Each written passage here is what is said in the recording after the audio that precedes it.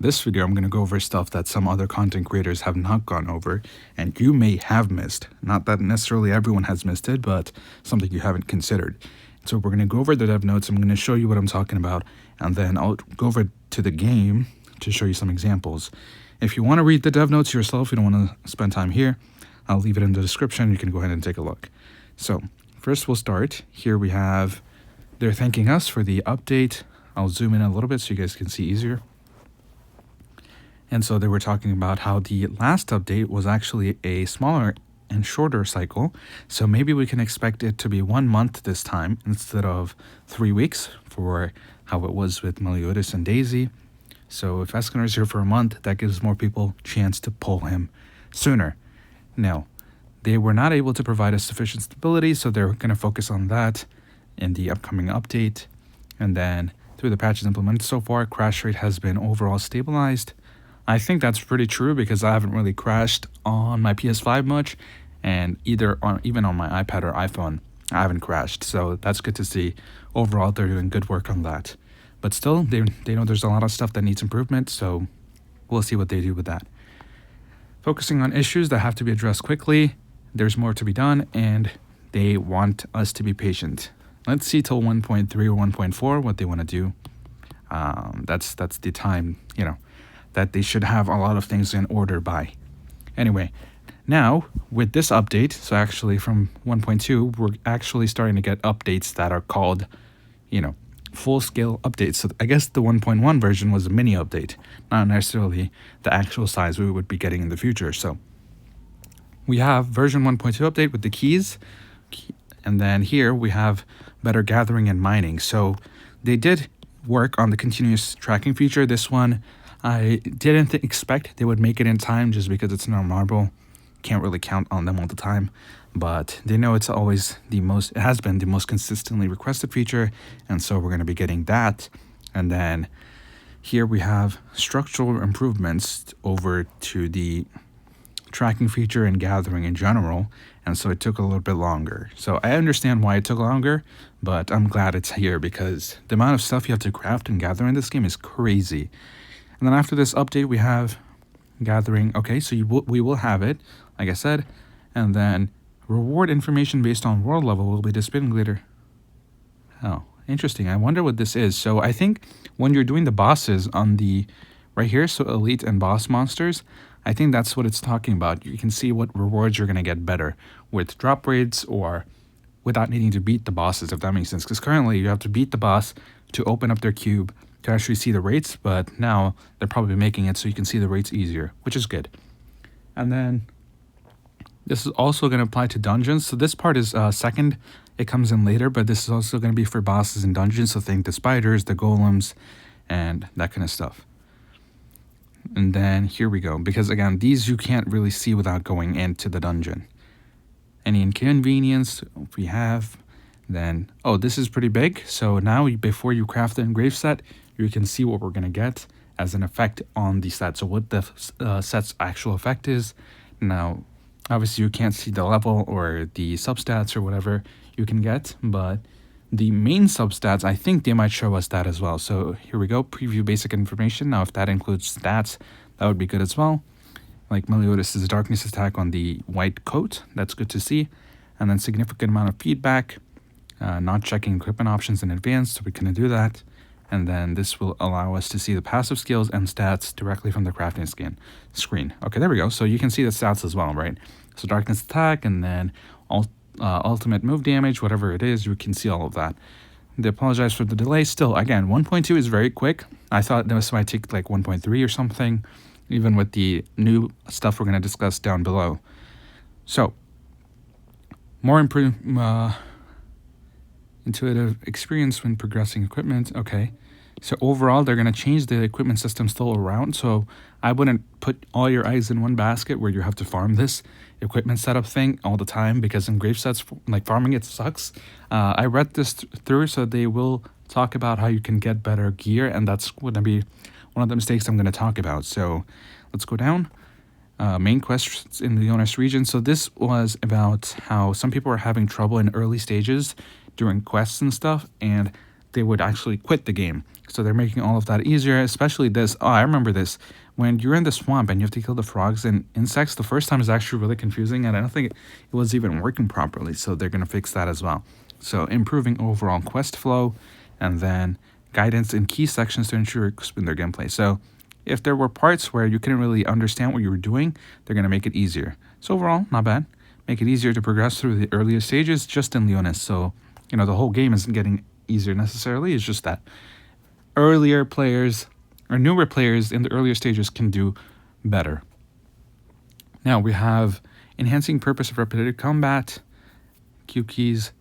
Oh, right. So they're aware of the problem where people don't have enough keys, so they go and farm common monsters instead of being able to farm dungeons and bosses. So they know that we're doing that for rewards, and they don't really like that because that doesn't incentivize anything. But over here, even after completing the content with cube keys, people are doing that.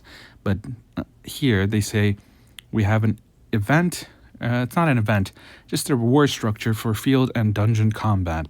So I think this could be something about maybe killing a certain amount of monsters, so 100x monster of something, and once you do that, you will, reach a certain reward, 1,000, whatever it might be. So overall, still a good system because people are going to be mob farming anyway.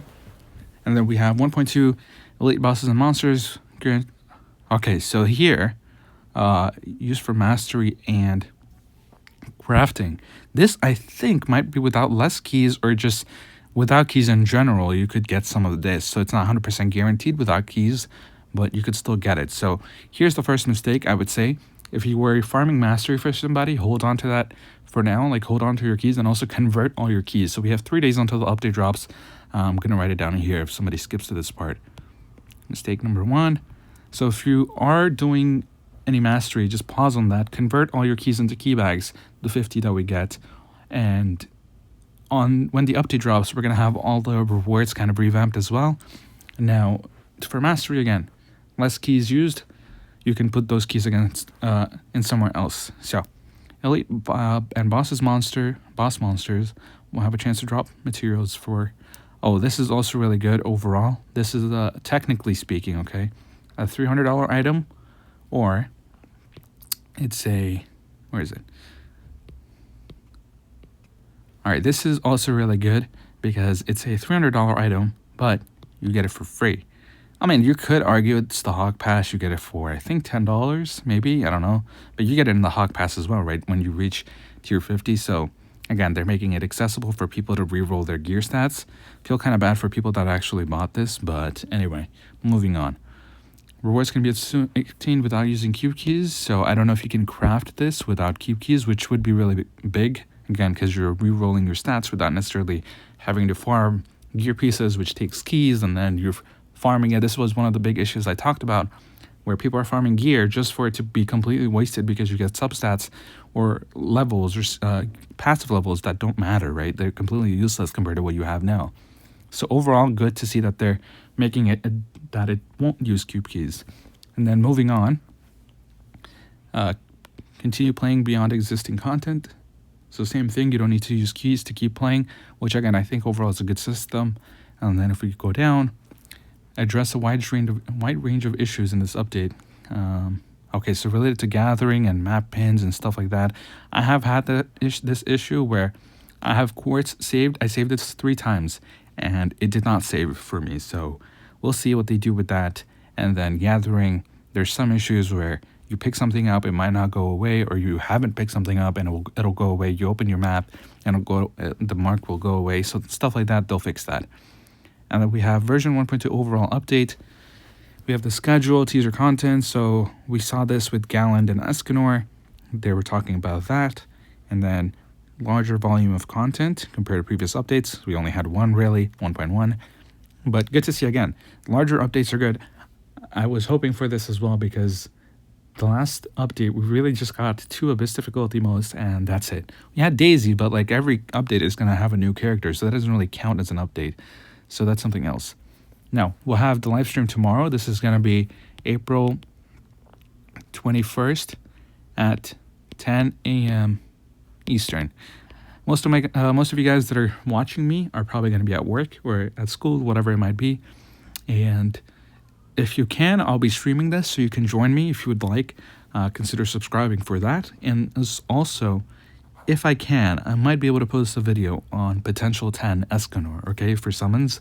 So if you want to see that as well, make sure to subscribe. No guarantees. It's a friend that might be helping me out to see if we can get his summons as a video. So anyway, moving on. We have new region and story updates. So this is going to be where we left off with Meliodas. Good to see, because I kind of wanted to interact with Meliodas at the end, but they edged us by the balls when we couldn't actually, talk to him. So here we're going to get Galland and Escanor, their story. We'll have the tavern, and yeah, that's probably it, right? As we progress, you'll unlock the new region, so we're not going to get it right away. You have to do some story to go ahead and do that. And then new gathering materials and crafting resources. We're going to have new items we can craft. Curious to see what that is. Some gear. They talked about that after, so we're going to go over that. And then expand the main story, so regular basis. Continue experiencing the story.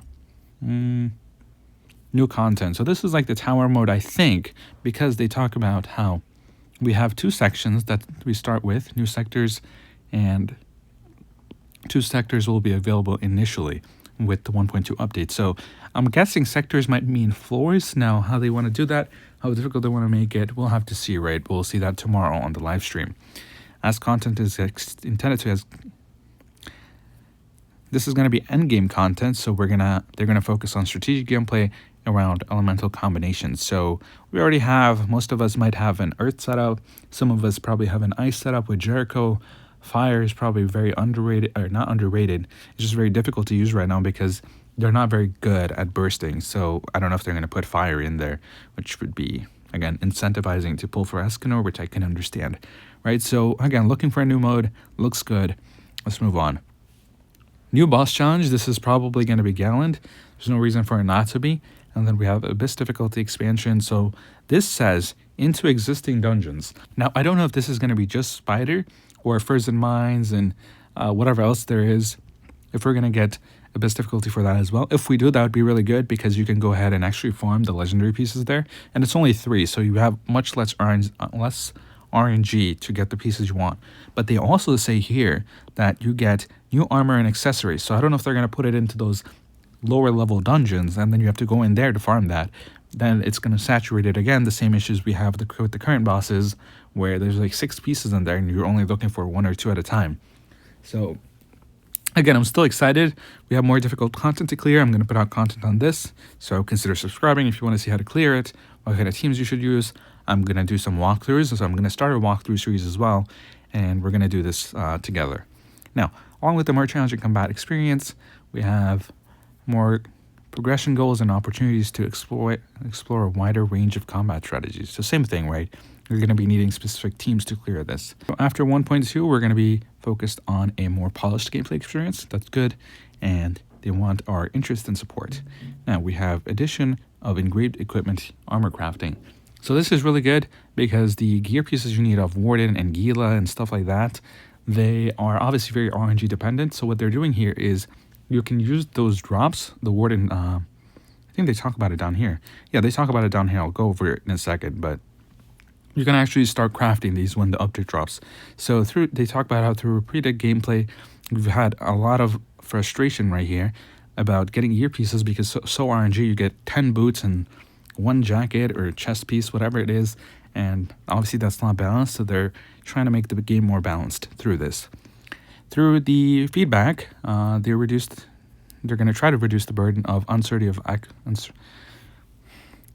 So through the feedback, they're trying to reduce the burden of uncertainty of acquisition of gear. So as you're doing it, they probably want to maybe introduce some sort of system as well where you can guarantee a piece you want. If not, then we'll just be crafting it. So like I said, crafting feature lets you directly craft the piece you want for your engraved equipment.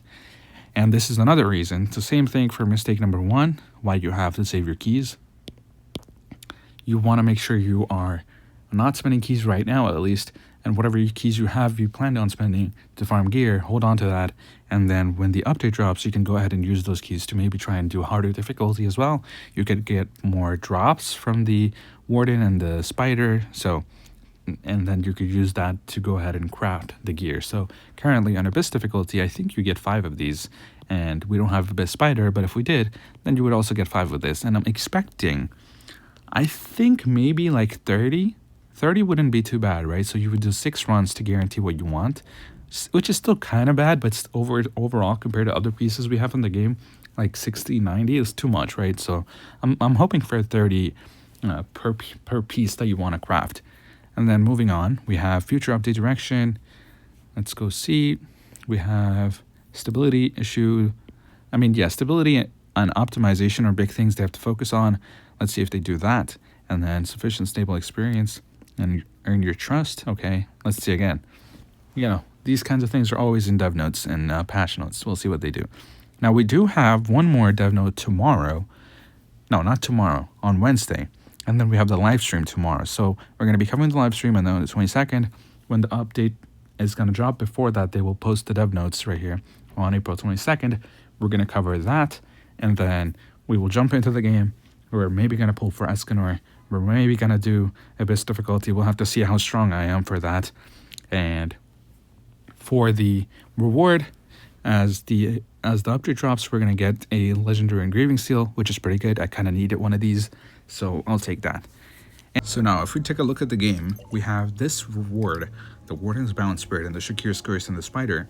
You would use these to craft the piece you want. So let's say you want the chest, right? And you've done like 5 runs, you haven't gotten it, and you have 25 of these, and then maybe you need 30, like I was saying, to go ahead and craft this. So again, this would definitely look something similar to this. Let's see if I can pull up my crafting table. So I hope it's not like this expensive with the Arachne set and whatever, because needing platinum to do your crafting, and then you need a blueprint, and then you need these, and this is a chore to get. So I hope they're not going to do it like this, because it's only going to make people more frustrated, because what's the point? And you're making us waste so much time just for one gear piece. So I hope they don't do that. But overall, the system looks much better. I don't know if they're going to add the bosses to Abyss difficulty. That might be for version 1.3. So we'll have like Draco Abyss, the Albion Abyss, and then the Glowing Abyss, as well as the Dragon Sight. All the difficulties we're going to have upgraded. And then if you're looking to get new gear, they're definitely going to add it in here for some of these. And then if we go over to the dungeons, as you can see, the Frozen Mine's the only one, right? So here we might get some more gear added as well. So I don't know if we're going to get bosses 1.2 as the Abyss difficulty, but the dungeons we probably will get. And so that's it for the keys part. Now the summoning part, I actually wanted to bring your attention. You may have seen this, or you may not have. I put out a video on how to get both Daisy and Meliodas at the same time. So if you are planning to summon on either character, I'm going to say hold on to those summons before that video comes out, because there's a little bit of a trick you can do, and then with that trick it's more likely you can go ahead and get both units instead of one. So don't summon, hold on, let's see what Escanor looks like, and then if he is good or if he's not that good, then I potentially even might want to get Daisy to potential 5 using this bonus up on the top right. See you tomorrow on the live stream. I don't know if I have a regular video coming out. If I do, you'll see that. But until then, make sure you're subscribed to my channel. If you're not, just check really quickly. And if you want to see my video I put out today on how to build the best team currently in the game, with one caveat, make sure you check out this video on the left side of your screen.